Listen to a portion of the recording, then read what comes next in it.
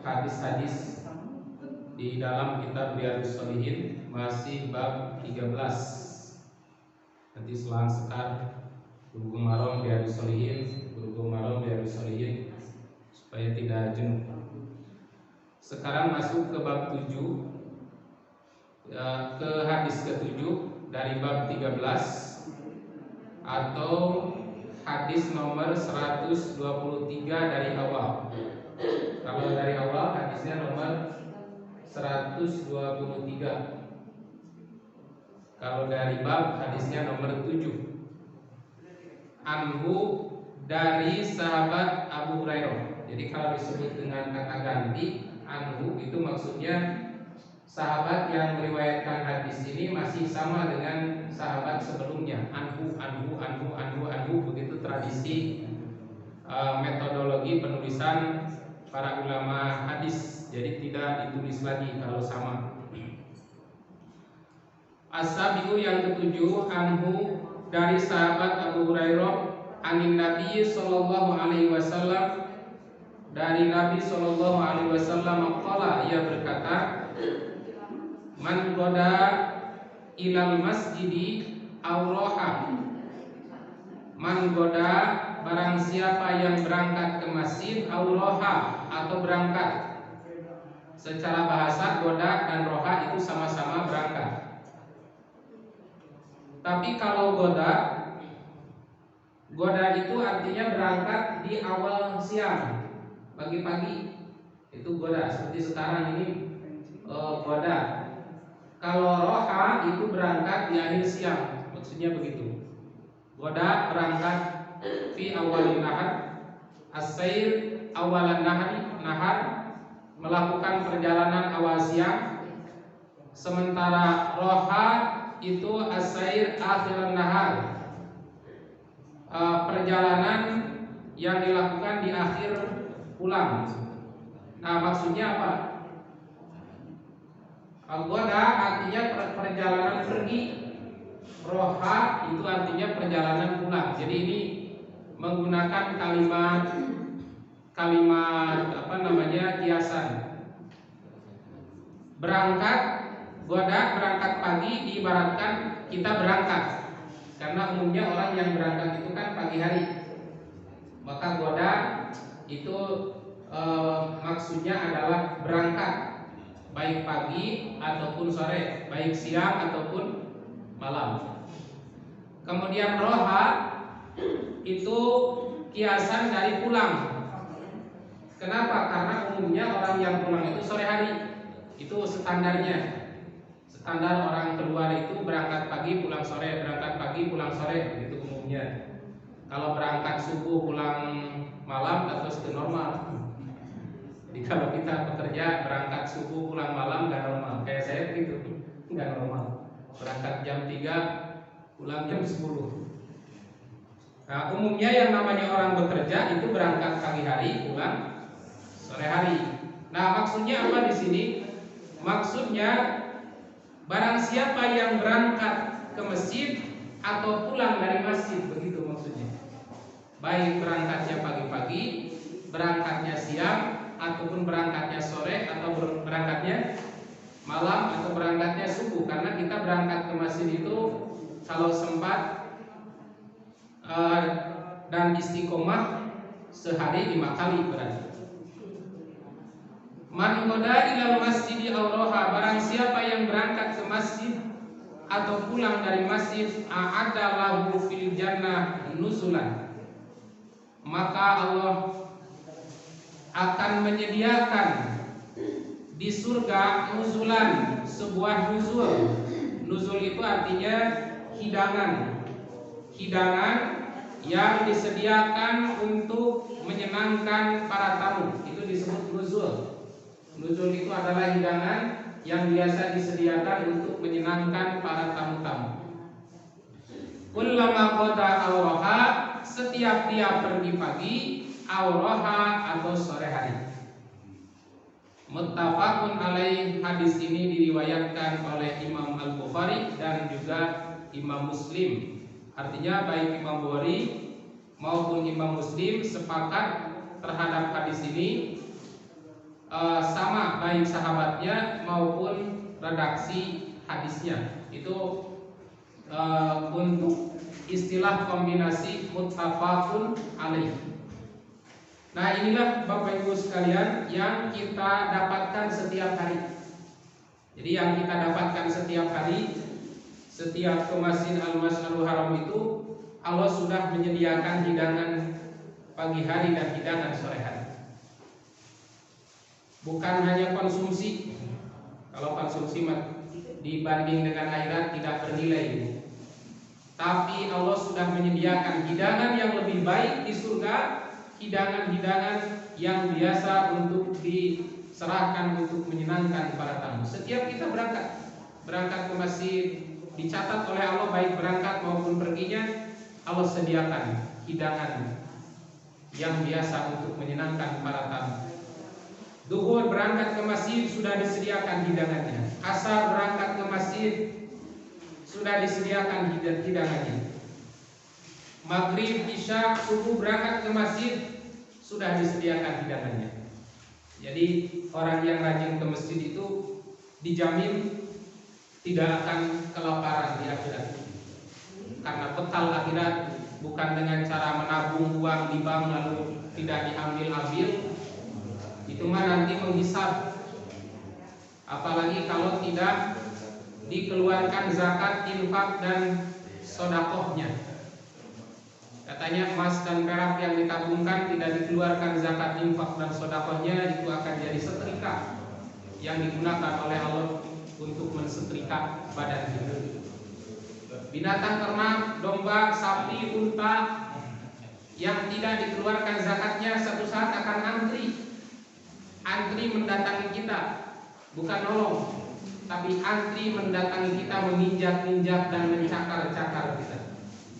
Setiap lewat satu unta, datang unta lain, lewat satu domba, datang domba lain, lewat satu sapi, datang sapi lain, diinjak-injak.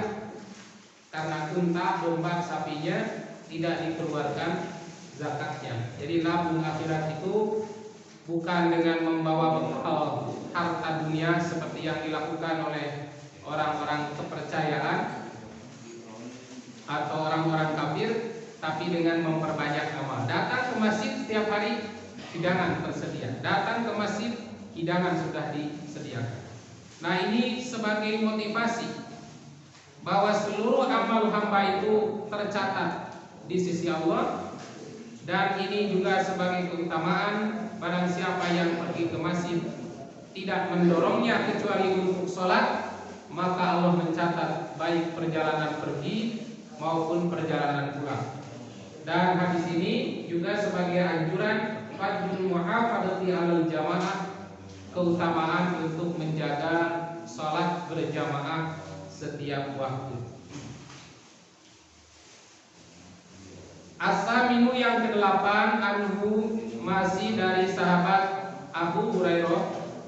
Qala, ia berkata, qala Rasulullah sallallahu alaihi wasallam, Rasulullah sallallahu alaihi wasallam bersabda, ya nisa al-muslimat, wahai wanita-wanita muslimat, untuk seluruh wanita. Muslimatun mufrad, muslimat itu jamak muannats salim. Artinya seluruh wanita muslimah dinasihati oleh Nabi. Apa nasihatnya? La tahqiranna. Kata Nabi, jangan sekali-kali kamu merendahkan. La tahqiranna itu sama dengan la tasghiranna au la tasqilanna. Jangan mengecilkan, jangan merendahkan. La tahqiran. Jaratun, seorang tetangga, li jaratiha, terhadap tetangganya. Kenapa ini dinasihatinya perempuan bukan laki-laki? Nah, maksudnya karena yang biasa bertetangga itu biasanya ibu-ibu. Kalau bapak-bapak berangkat pagi, pulang sore, pulang malam, nggak sempat bertetangga. Nah, yang umumnya bertetangga itu para istri. Maka nasihat ini oleh Nabi wabil khusus kepada para istri, umumnya kepada semua, kepada kita semua, baik laki-laki ataupun perempuan. Kata Nabi SAW, la tahqiranna jaratun an jaratiha. Jangan sekali-kali tetangga merendahkan tetangga yang lain. Walau firsana syatin, walaupun satu saat diberi hadiah dengan hadiah ceker kambing. Nah, ceker kambing itu bagian anggota badan binatang yang kurang bernilai, Pak. Coba jarang kan yang jualan ceker kambing. Di pasar itu rata-rata ceker sapi. Kalau ceker kambing jarang. Karena kalaupun dimasak, digulai dagingnya juga sedikit. Dibakar kulitnya sehat. Di sate apalagi nggak bisa. Jadi kulit ceker kambing itu adalah bagian anggota badan kambing yang kurang bernilai. Artinya kalau orang dikasih ceker, mungkin bagaimana rasanya? Ceker lain kasih gitu kan? Nah, kata Nabi, jangan sekali-kali kamu merendahkan kebaikan tetangga, walaupun si tetangga itu memberi hadiah kepada kita dengan hadiah ceker kambing. Karena berbuat baik itu yang diberi pahala oleh Allah itu bukan hanya yang memberinya, tapi juga yang menerima. Orang memberi dapat pahala. Orang yang menerima dengan baik juga dapat pahala. Ketika orang itu menerima dengan cara penerimaan tidak baik, nah itu yang disanksi oleh Allah. Makanya demi menyenangkan orang lain, kalau kita sedang sholat sunat, sedang saum sunat, itu lebih baik berbuka. Dulu ada seorang sahabat yang dikunjungi, kalau tidak salah Abu Dzar Al-Ghifari. Wah, siap istrinya menyediakan makanan, suaminya menyediakan hidangan. Kemudian dipersilahkan, silahkan makan. Ini shaimun, kalau saya tidak makan karena saya sedang saum. Kata si tamunya, saya nggak akan makan hingga kamu berbuka. Nah, itu artinya tamu juga nggak akan nyaman makan sendiri, Pak. Jadi kalau kita mau menyenangkan orang dan kebetulan sedang saum, ya buka saja. Sama-sama ibadah sunnah juga. Menjamu tamu itu ibadah. Bersaum sunnah juga ibadah. Malah menjamu tamu itu termasuk ciri iman. Man kana yu'minu billah wa yaumil akhir fayukrim dhaifa. Siapa yang beriman kepada Allah dan hari akhir, muliakan tamu. Nah, memuliakan di sini bukan hanya dengan hidangan yang enak-enak, tapi juga dengan wajah yang baik. Juga ya, disenangkan oleh kita sehingga dia bisa nyaman untuk menikmati hidangan itu. Tapi kalau sedang saum Ramadan tidak boleh. Nah, hadis ini menganjurkan kepada kita untuk saling memberi hadiah atau bersedekah kepada orang lain, maka syai'an qalilan, walaupun dengan sesuatu yang sedikit. Dianjurkan saling memberi hadiah dengan tetangga, saling memberi sedekah, maka syai'an qalilan, walaupun dengan hadiah yang dianggap remeh, dianggap sedikit, sekedar oleh-oleh goreng kacang gitu, Bu. Pulang dari safar, ini oleh-oleh goreng kacang. Itu kan kalau beli saja paling berapa, 10.000. Tapi dengan cara pemberian itu tawasul dengan kaum muslimin, wabil khusus dengan jiran, dengan tetangga. Nah, maka di sini kata para ulama ini menunjukkan istihbab tawassul.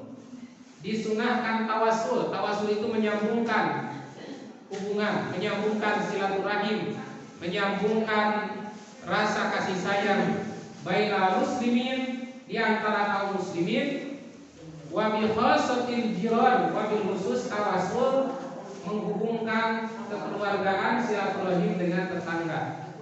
Bagaimana caranya? Bil hadiah was sedekah. Caranya adalah dengan saling memberi hadiah dan saling memberi sedekah. Sok Bapak Ibu rasakan. Kalau kita dengan tetangga saling ngasih, kita punya rezeki sedikit kasih, tetangga punya rezeki sedikit kasih, itu nyambung gitu. itu bakal nyambung. Dan inilah cara yang ditunjukkan oleh Rasulullah SAW untuk menyambungkan silaturahim dengan kaum muslimin itu dengan tahadu, saling memberi hadiahlah kamu, tahadu, maka kamu akan saling mencintai, kamu akan saling menyayangi. Nah, ya masyarakat kami teh kur kapuping kerecek nawe, kur kapuping sengit nawe buat teteh diomongkeun akan digunjing, dibicarakan oleh orang lain, apalagi kalau terlihat kita memiliki banyak makanan.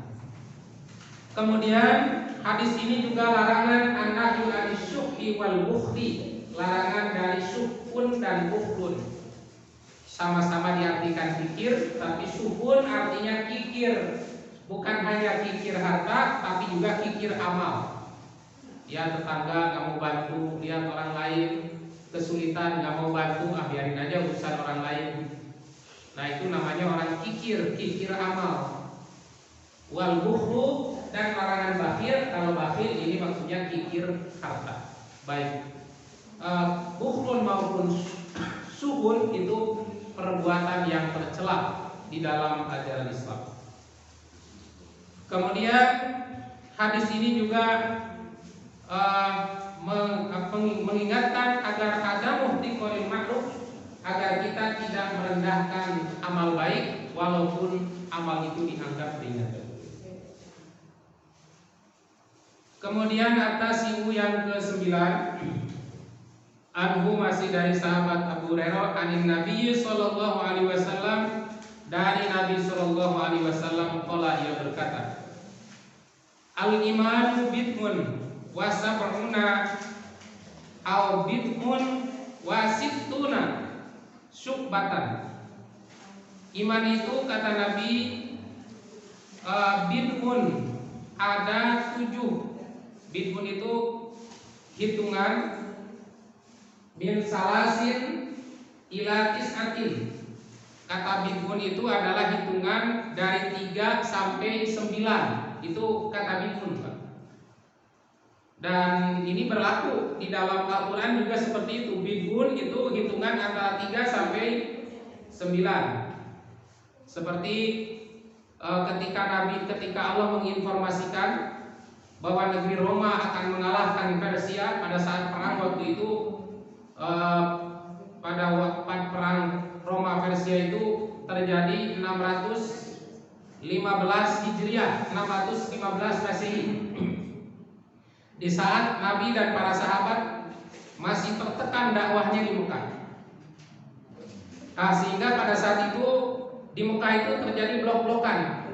Kalau di kita mah saling mendukung persatuan sepak bola misalnya. Ada yang mendukung grup ini, ada yang mendukung grup ini. Ketika grup ini menang, senang. Ketika grup ini kalah, dia marah. Bahkan orang yang fanatik itu sampai kalau beda dukungan bola itu sampai musuhan. Dan di zaman Nabi itu para sahabat dan kaum Quraisy saling mendukung terhadap pasukan perang.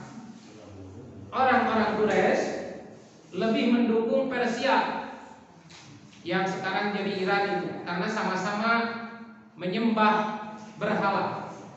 Orang Arab, orang jahiliyah menyembah berhala, menyembah api. Orang Persia juga menyembah api, termasuk agama yang disebut Majusi, fire worshipper, para penyembah api. Dan pada tahun 615 Hijriah, perang itu dimenangkan oleh orang Persia. Orang Romawi kalah telak, sehingga orang-orang Quraisy bertepuk tangan karena dukungannya menang, karena sama-sama seakidah, sama-sama penyembah berhala. Nah, orang-orang Muslim, para sahabat tentu saja bersedih karena mereka lebih mendukung Romawi, karena Roma itu masih sama agamanya itu agama Samawi, artinya ada kitab induknya dari langit. Walaupun sudah ada sedikit penyimpangan. Maka kemudian Allah menurunkan surat Ar-Rum, namanya juga surat Ar-Rum. Rum itu artinya apa? Romawi. Kata Allah, "Ghalabatir Rum," Romawi akan mengalahkan Persia. fi adnal ard, di sebuah negeri dekat Mekah, fi bid'is sinin, dalam bid'us sinin. Nah, apa bid'us sinin ini? Nah, ternyata setelah dibaca itu sejarahnya, perang Romawi dan Persia itu terjadi tahun 615 Masehi. Pada saat itu para sahabat kaum muslimin, Nabi tertekan oleh orang-orang Quraisy, sama-sama kalah dalam dakwah. Kemudian pada tahun 624 Masehi ternyata pertempuran itu dimenangkan oleh Romawi. Berarti berapa waktu itu lamanya? 9 tahun. Limit terakhir dari kata bid'un, ternyata betul Romawi itu menang. Dan dalam waktu bersamaan Nabi dan para sahabat pun memenangkan pertempuran di pertempuran Badar. Nah, inilah kebenaran Al-Quran. Saat itu Nabi tidak menduga, kok bagaimana bisa Romawi bisa menang, padahal terus-terusan tertindas, terus-terusan terkalahkan. Turunlah ayat yang mengatakan satu saat Romawi akan mengalahkan Persia. Kapan? Fi bid'is sinin, dalam kurun waktu bid'us sinin. Kata bid'un itu hitungan 3 sampai 9. Perang Romawi Persia, kekalahan Romawi Persia, kekalahan Romawi terjadi di tahun 615 Masehi, kemenangan Romawi diperoleh tahun 624 Masehi. Limit terakhir dari kata bid'un menang. Nah, itu kata bid'un. Jadi bid'un itu hitungan antara 3 sampai 9. Tetapi kalau yang di dalam hadis ini oleh para ulama lebih banyak diartikan 7 bid'un itu.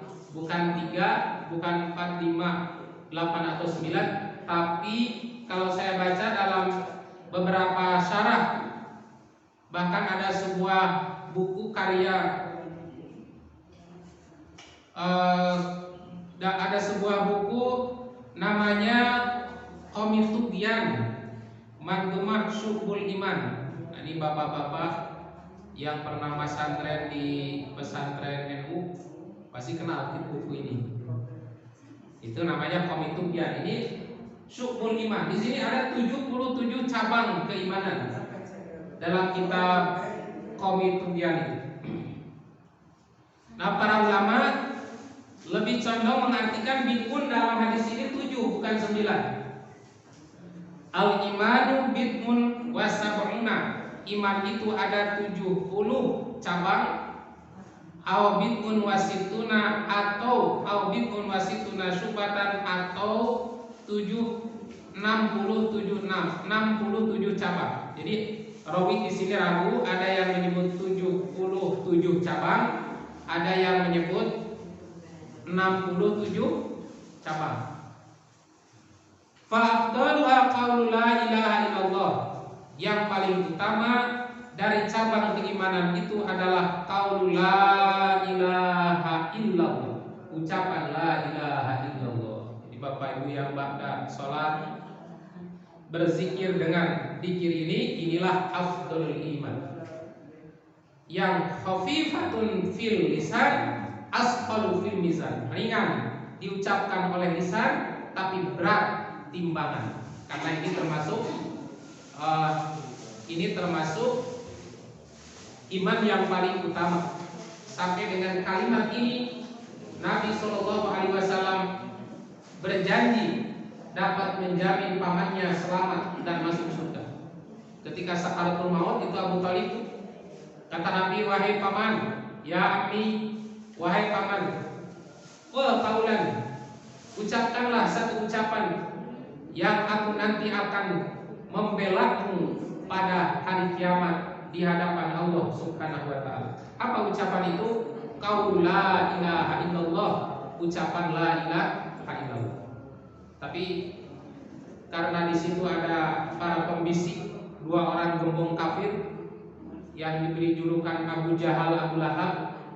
Kata Abu Jahal dan Abu Lahab, wahai Abu Thalib, apakah kamu mau mengkhianati agama nenek moyangmu?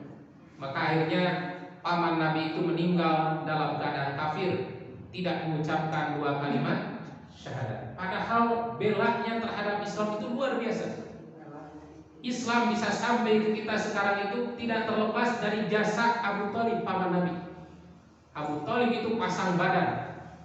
Siapa yang mengganggu Muhammad, dakwah Muhammad, aku yang menjadi jaminannya. Maka Nabi bisa berdakwah bertahun-tahun di Mekah, itu dilindungi keamanannya oleh pamannya sendiri. Padahal pamannya sendiri gak masuk Islam. Makanya di kalangan kaum muslimin ini ikhtilaf. Ada yang mengatakan Abu Thalib itu ahlun nar, ada yang mengatakan Abu Thalib itu ahlul jannah. Karena mengingat belaknya terhadap Nabi begitu besar. Tapi menurut hadis-hadis yang sahih, dia itu ahlun nar, hanya diberi siksaan paling ringan. Bagaimana siksaan ringannya? Oleh Allah diberi 2 pasang sendal jepit, dia pakai Abu Thalib sebagai hadiahmu karena kamu sudah membela Muhammad, membela tersebarnya Islam ini. Pakai mendidih otaknya. Jadi disuruh pakai sendal mendidih otak. Jadi perutnya nggak golak tuh. Ya otak naik nggak golak antara perut. Nah selintas nggak bisa terbayangkan bagaimana bisa begitu ya. Nah tapi itulah bentuk siksaan di akhirat. Badan kita tetap utuh, tidak bisa mati-mati. Wa annaha imatatul ada anit thariq, dan paling rendah iman itu adalah menyingkirkan benda-benda yang berbahaya di jalan, paku, beling, batu, dan hal-hal yang menghalangi di jalan. Wal haya'u minal iman, dan haya, malu itu juga bagian dari iman. Malu apa ini? Malu di sini maksudnya malu maksiat. Bukan malu, kan ada yang malu tampil, gak mau tampil, malu karena itu bagian dari iman. Jadi kalau malu ceramah, malu tampil di depan itu bukan bagian dari iman, itu penyakit. Udah mau akhirnya lah. Saya sudah 5 bulan melatih kaum muda, melatih bapak-bapak yang masih muda untuk jadi khotib. Itu lucu-lucu Pak. Ada yang nunduk wae tewan tuh ningali kamera gitu. Kumpul gitu. Ayo sadar diusaha. Ayo tuh mau kotek kesan badan kesan lembut padahal ini suku tapi kesan. Nah, kita masih banyak itu. Nah, justru itulah yang kita perbaiki pada. Jadi yang kita perbaiki pada saat tampil public speaking itu bagaimana kita itu bisa berbicara lancar, komunikasi tatap muka, tidak grogi, tidak melakukan gerakan-gerakan yang tidak penting pada saat kita tampil, bagaimana pemilihan kata, karena bahasa ceramah, bahasa khutbah itu bukan bahasa buku. Beda dengan bahasa buku, tapi menyampaikan pesan-pesan singkat terkena ke jamaah. Jadi yang dimaksud al-haya, malu di sini adalah malu melakukan dosa, nggak mau keluar, nggak pakai kerudung, kenapa? Malu. Nah itu minal iman. Tidak berani melakukan kecurangan, malu. Nah itu minal haya. Nggak berani datang ke tempat maksiat walaupun hanya sekedar duduk di depan pintunya, kenapa? Malu. Nah itu minal iman. Itu malu dari iman. Malu yang dimaksud malu dari iman adalah malu berbuat maksiat. Nah, kalau dalam kitab Subul Iman itu dirinci oleh para ulama, itu ada 70 macam cabang keimanan. Nah, ini nggak mungkin saya baca. Nah, ini yang dimaksud 70 cabang keimanan menurut para ulama. Karena Nabi tidak merinci satu-satu, ini diambil dari beberapa sumber. Nah, jadi kalau iman itu ada 77 cabang, artinya jalan-jalan kebaikan itu sangat banyak. Kasratul turuqil khair. Jalan-jalan kebaikan itu sangat banyak. Tetapi kata Nabi sallallahu alaihi wasallam, afdaluha, yang paling afdal, yang paling besar pahalanya, yang paling istimewa pahalanya adalah qaulul la ilaha illallah. Ucapan la ilaha illallah. Dan yang paling ringan, paling rendah Maksudnya paling sedikit pahalanya, Bu, itu maksudnya.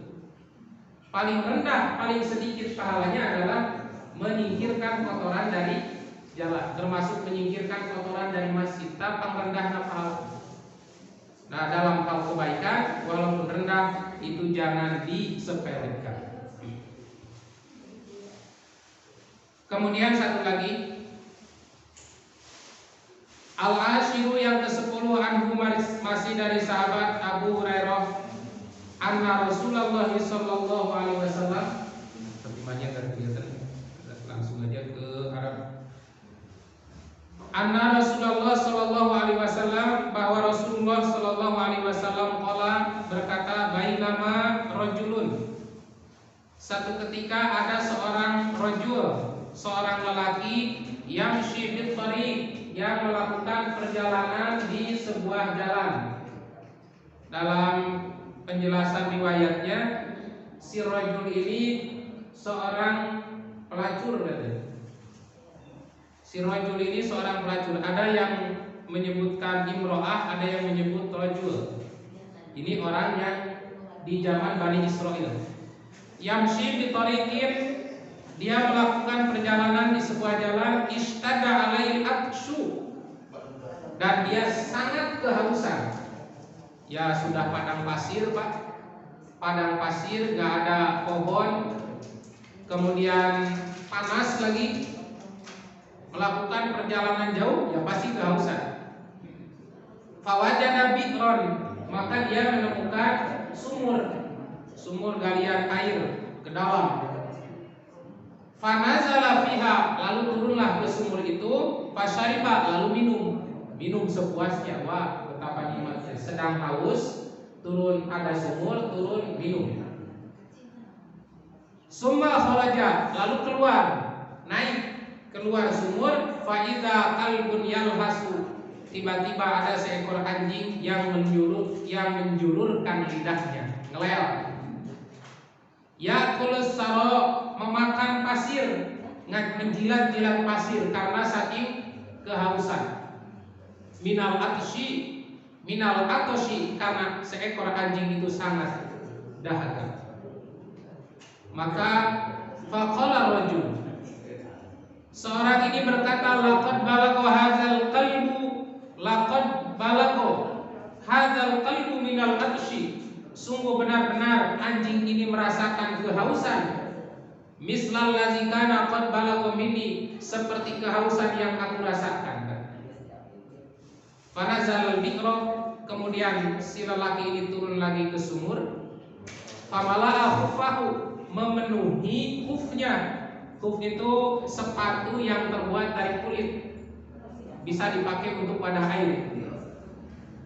Famala'a khuffahu ma'an, kemudian memenuhi khufnya dengan air. Summa amsakahu bifihi, lalu digigit dengan mulutnya sambil naik ke atas, sambil gigit sepatu yang ada airnya untuk memberi minum seekor anjing yang kehausan tadi. Hatta ruqya, sampai naik. Fasaqal kalba, kemudian dia memberi minum seekor anjing. Fasyakarallah, Allah berterima kasih, Pak.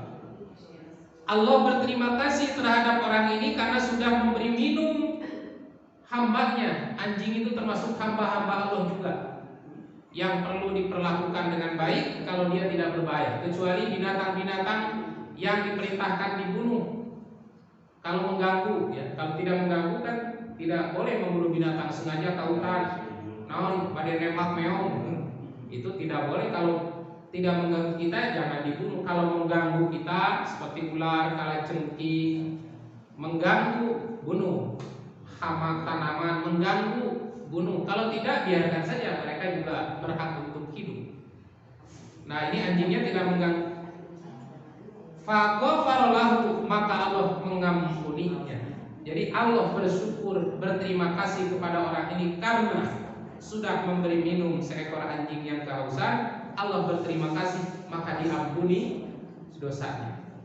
Di dalam riwayat Imam Bukhari, fasyakarallah, Allah bersyukur terhadap orang yang memberi minum seekor anjing. Faghfaralahu, lalu Allah mengampuni dosanya. Fa'adkhalahul jannata cara maka Allah memasukkan orang ini ke surga. Nah, kalau memberi minum ke seekor anjing saja, kalau Allah menerima amal itu, diampuni dosa dan masuk surga, apalagi memberi minum manusia. Makanya di Arab mah Bu, di depan pintu-pintu rumah itu ada kulkas. Apa kita yang lemari yang kaca estek namanya? Freezer ya. Nah itu ada freezer. Nah di situ tersedia minuman-minuman enak kayak di supermarket. Nah itu dia maksudnya menyediakan minuman gratis untuk para pejalan kaki, para pedagang, orang-orang yang susah. Jadi kalau minum kehausan tinggal buka freezer minum. Nah, di komplek-komplek mewah Saudi itu di depan pintu-pintu rumah itu ada freezer, ada kotak roti, kotak makanan. Silakan ambil semuanya. Nah, karena mereka mungkin mengamalkan hadis ini, ngasih minum ke seekor anjing saja dapat pahala, apalagi ngasih minum manusia. Nah, makanya kalau mau ditiru ya bagus itu disediakan untuk. Di kampung saya dulu zaman belum ada ojek, belum jalan belum bagus, itu kan jalan itu ke gunung-gunung, membelah gunung. Nah biasanya di belokan-belokan itu suka ada air, ada air teh manis itu di belokan-belokan tempat peristirahatan. Itu teh ada warga yang sengaja menyediakan untuk yang istirahat. Karena zaman saya dulu kalau mau pergi ke kota perjalanannya itu 2 jam Pak, 2 jam jalan kaki. Nah kalau sekarang mah sampai depan rumah udah masuk mobil. Makanya orang-orang dulu itu jarang ranjak karakter gaya budayut gitu. Perutnya ramping karena mereka berjalan setiap hari. Nah sekarang sama di kampung, di kota juga, di kampung-kampung jalan itu dimasukkan walaupun cuma bisa lewat ban motor, beli motor. Makanya mereka juga sudah sama dengan kita manjat. Nah hadis ini pertama al-hasu al-ihsani ilal hayawan wa huwa ma lam nu'mar bil qatli. Hadis ini menganjurkan, memotivasi agar kita berbuat baik kepada hewan-hewan dan tidak diperintahkan kita untuk membunuh hewan, baik anjing, ular ataupun hewan lainnya selama itu tidak mengganggu. Kita tidak dibolehkan untuk membunuh binatang, malah justru dianjurkan berbuat ihsan terhadap binatang, berbuat baik terhadap binatang. Yang kedua, fikih hadis ini adalah fadlu sakil ma'i. Ini adalah keutamaan memberi minum air. Jadi memberi minum air ada memberi minum ada keutamaan tersendiri. Makanya nanti dimanfaatkan bulan Ramadan ini pasti banyak yang kehausan, kita sediakan minum di masjid. Yang ketiga, sa'atu rahmatillah hatta syamalat til hayawan al bahaima li'annahu min makhluqati. Ini menunjukkan keluasan rahmat Allah, sehingga rahmat Allah itu juga mencakup terhadap hewan dan binatang karena mereka juga termasuk makhluk Allah. Kemudian yang keempat, saat fadlihi subhanahu faqad yughfaru dzunubul kabiratu bi amalil khairil yasir. Ini merupakan keluasan rahmat Allah Subhanahu wa taala karena terkadang dosa-dosa besar itu bisa diampuni disebabkan kebaikan yang ringan. Nah, jangan meremehkan kebaikan seringan apapun. Kenapa? Karena boleh jadi dosa besar diampuni disebabkan kebaikan yang sangat ringan. Ya ringan itu kan. Tidak bermodal, cuma modal tenaga ngambil air kasih ke anjing. Ternyata dosanya diampuni padahal dia seorang pelacur. Kemudian yang kelima, layan bagi ihtiqaru syai'in minal a'malil min a'malil birri li'annaha qad takunu sababan fi ghufrati dzunub. Seorang tidak boleh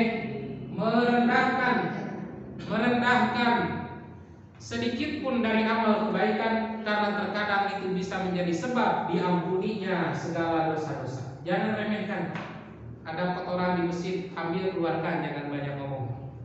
Itu bisa saja menjadi nilai kebaikan. Ada kotoran di jalan, ambil paku, singkirkan. Boleh jadi dengan sebab itu Allah mengampuni dosa-dosa kita. Kemudian yang ketujuh, Allah Subhanahu wa taala la yakhfa 'alaihi syai'un min ahwalil ibad wa yujazihim 'alaihi. Allah tidak luput dari amal-amal hamba dan Allah pasti akan membalas seluruh amal-amal yang hamba lakukan.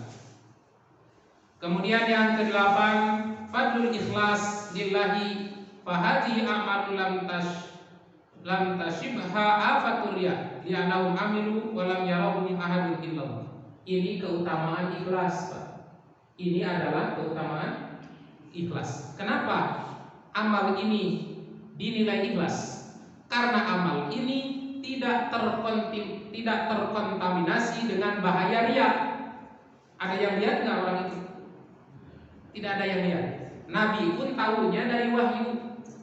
Dulu ada orang yang begini kata Allah kepada Nabi. Nabi tahunya dari wahyu karena antara zaman Bani Israil dengan Nabi terpaut berapa ribu tahun. Jadi amal ini sama sekali tidak ada yang lihat. Li'annahu amilu walam yarahu ahadun illallah. Orang ini beramal dan tidak ada yang melihatnya kecuali Allah. Zaman itu belum ada Facebook, belum ada handphone. Pemilik nama beramal di mana wae biasa dipublik ke seluruh dunia ya. Nyumput di kamar sholat, kamera menyuruh cekrot, share. Oh jadi apa satu kerubu. Zaman kamu hormat dan ayam medsos. Jadi beramal di tengah padang pasir nggak akan ada yang tahu. Artinya tidak ada motivasi orang ini memberi minum seekor anjing kecuali dasarnya karena kasihan. Maka amal ini bersih dari riya, tidak ada yang melihat kecuali Allah. Itulah yang menyebabkan Allah bersyukur kepada orang ini, mengampuni dosanya, fa'adkhalahu jannah, dan Allah memasukkan orang ini ke surga. Dan yang terakhir, intisyar fahisati zina fi Bani Israil. Ini menunjukkan merajalelahnya tersebarnya perbuatan zina di zaman Bani Israil. Baik laki-laki ataupun perempuan, mereka itu sudah biasa berzina. Nauzubillah minal fawahish wa su'is sabil. Kita berlindung kepada Allah dari dosa buruk dan jalan yang terburuk. Jadi kaum Bani Israil itu yang namanya zina itu udah hal yang biasa. Dan ternyata ada satu keajaiban di sini, Allah bisa mengampuni dengan amal yang ringan tapi dilakukan dengan ikhlas, tulus ikhlas lillahi ta'ala. Nah, apalagi dosa-dosa yang kecil. Maka perbanyak kebaikan-kebaikan, jangan remehkan sekecil apapun, karena boleh jadi itu bisa menghapus dosa-dosa kita. Nah, demikianlah kajian kita pada kesempatan ini. Dan mungkin ini yang terakhir. Nanti dilanjut dengan khusus program Ramadan Tadarus, ya Pak.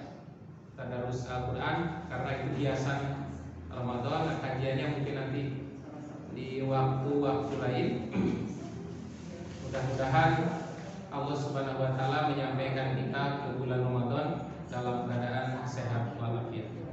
Aku lupa lihada wa astagfirullah li wa lakum. Wassalamualaikum.